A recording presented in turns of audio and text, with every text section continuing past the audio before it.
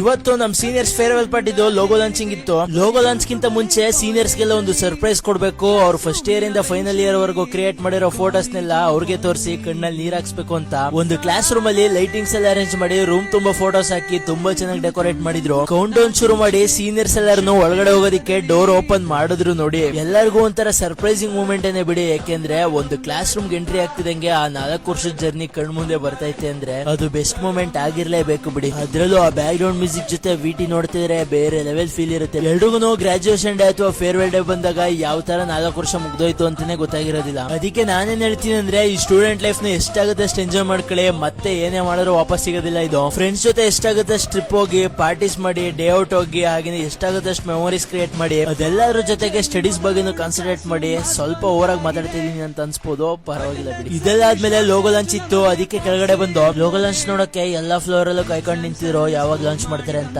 Logo launch ಎಲ್ಲ ನೋಡ್ಕೊಂಡು ಕಾಲೇಜಿಂದ ಹೊರಟು ಅಂತ ಹೇಳ್ತಾ ಸಿಗೋಣ ಮುಂದೆ ಬಿಡೋದಿಲ್ಲ. ಬಾಯ್.